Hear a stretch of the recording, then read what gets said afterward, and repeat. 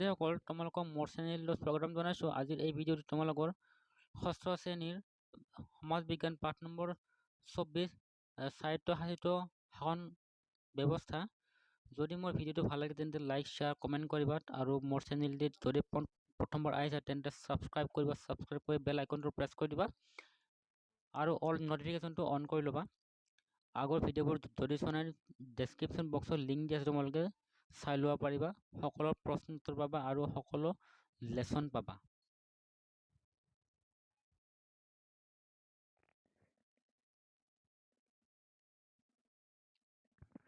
এক নম্বৰ উত্তৰ লিখা। ক নম্বৰ গাঁও অঞ্চলত স্থানীয় শাসন ব্যৱস্থা কেইটা আৰু কি কি?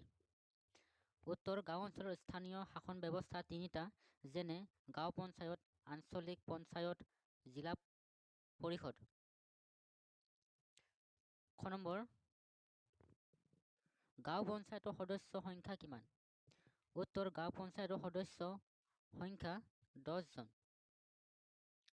গ নম্বৰ কোন চনত অসমৰ তিনি তৰপীয়া পঞ্চায়ত ব্যৱস্থা সুচল হৈছিল? উত্তৰ 1994 চনত অসমৰ তিনি তৰপীয়া পঞ্চায়ত ব্যৱস্থা সূচনা হৈছিল। ঘ নম্বৰ আঞ্চলিক পঞ্চায়তৰ কাৰ্যকাল কেইবছৰ? আঞ্চলিক পঞ্চায়তৰ কাৰ্যকাল 5 বছৰ। ঙ নম্বৰ জিলা পৰিষদৰ সমষ্টিসমূহ কিমান জনসংখ্যাৰ ভিত্তিত নিৰ্ধাৰণ কৰা হয়? উত্তৰ জিলা পৰিষদৰ সমষ্টিসমূহ 40,000 জনসংখ্যাৰ ভিত্তিত নিৰ্ধাৰণ কৰা হয়। 2 নম্বৰ শুদ্ধ উত্তৰটো বাছি লোৱা। ক নম্বৰ জিলা পৰিষদৰ কাৰ্যকাল 2, 3, 5 বছৰ। উত্তৰ 5 বছৰ। খ নম্বৰ গাঁও পঞ্চায়তত অনুসূচিত জাতি, জনজাতি আৰু মহিলাৰ বাবে সংৰক্ষিত আসনৰ ব্যৱস্থা আছে নাই? উত্তৰ আছে। গ নম্বৰ অসমত স্বায়ত্তশাসিত পৰিষদ, জিলা পৰিষদ 2, 3, 4 খন। উত্তৰ 2খন। ঘ নম্বৰ আঞ্চলিক পঞ্চায়তত নগৰ সমিতি, গাঁও পঞ্চায়ত, জিলা পৰিষদ সদস্যৰে গঠিত। উত্তৰ গাঁও পঞ্চায়তৰ সদস্যৰে গঠিত। ঙ নম্বৰ অসমত পৌৰ নিগম 1, 2, 3 খন আছে। উত্তৰ এখন আছে। 3 নম্বৰ খালী ঠাই পূৰ কৰা। বড়োলেণ্ড টেৰিটৰিয়েল ডেছ এখন স্বায়ত্তশাসিত পৰিষদ। উত্তৰ কাউন্সিল। খ নম্বৰ জিলা পৰিষদৰ এটা সমষ্টিত প্ৰায় ডেছ জনসংখ্যা থাকে? উত্তৰ 40,000। গ নম্বৰ BTC ডেছখন জিলাক লৈ গঠন কৰা হৈছে?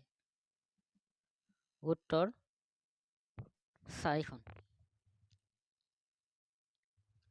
4 নম্বৰ স্বায়ত্তশাসিত জিলা পৰিষদ গঠনৰ উদ্দেশ্যৰ বিষয়ে চমুকৈ লিখা।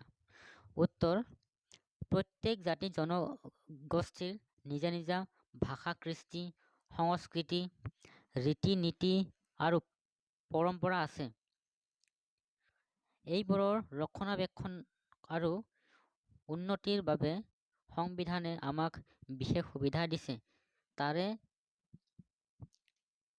আলম লৈ নিজ নিজ ভাষিক আৰু সাংস্কৃতিক স্বকীয়তা ৰক্ষাৰ বাবে অসমৰ পাহাৰীয়া জিলা দুখন ক্ৰমে কাৰ্বি আংলং আৰু ডিমা হাছাও জিলাক সামৰি এখন আৰু ভৈয়াম অঞ্চলৰ বাবে বড়োলেণ্ড টেৰিটৰিয়েল কাউন্সিল BTC স্বায়ত্তশাসিত পৰিষদ জিলা পৰিষদ গঠন কৰা হৈছে? খ নম্বৰ, ভৈয়াম আৰু যিকোনো দুখন স্বায়ত্তশাসিত পৰিষদৰ নাম লিখা। উত্তৰ, ভৈয়ামৰ যিকোনো দুখন স্বায়ত্তশাসিত পৰিষদৰ নাম হ'ল মিচিং সাহিত্য পৰিষদ, মিচিং স্বায়ত্তশাসিত পৰিষদ, ৰাভা স্বায়ত্তশাসিত পৰিষদ।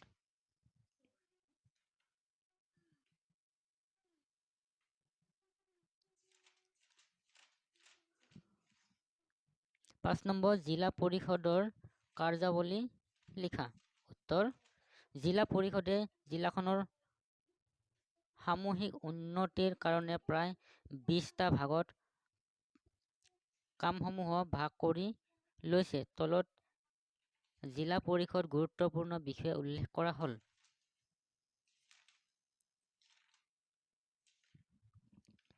জিলা পৰিষদ গাঁও পঞ্চায়ত আৰু আঞ্চলিক পঞ্চায়তৰ কাম কাজবোৰ পৰ্যবেক্ষণ কৰে আৰু সমন্বয় স্থাপন কৰে।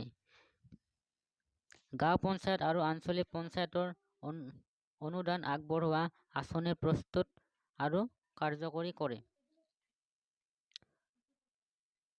আশ্ৰম, ছাত্ৰাবাস, শিক্ষানুষ্ঠান, সমবায় সমিতি, সাংস্কৃতিক বিকাশ কেন্দ্ৰ, হাট বজাৰ আদি প্ৰতিষ্ঠা কৰিব পাৰি। ছাত্ৰ-ছাত্ৰীসকল, আজিলৈ ইমানে। যদি ভিডিঅ'টো ভাল লাগে তেন্তে লাইক, শ্বেয়াৰ, কমেণ্ট কৰিবা। তোমালোকৰ ফ্ৰেণ্ডৰ মাজত ভিডিঅ'টো শ্বেয়াৰ কৰি দিবা। আৰু মোৰ চেনেলটি যদি প্ৰথমবাৰ আহিছে তেন্তে ছাবস্ক্ৰাইব কৰিবা। ছাবস্ক্ৰাইব কৰি বেল আইকনটো প্ৰেছ কৰিবা। আৰু আগৰ ভিডিঅ'বোৰ যদি চোৱা নাই তেন্তে ডিছক্ৰিপশ্যন বক্সত লিংক দিয়া আছে, তোমালোকে চাই পেলাই চাব পাৰিবা। অল লেচন আছে, তোমালোক ক্লিক কৰি চাব পাৰিবা।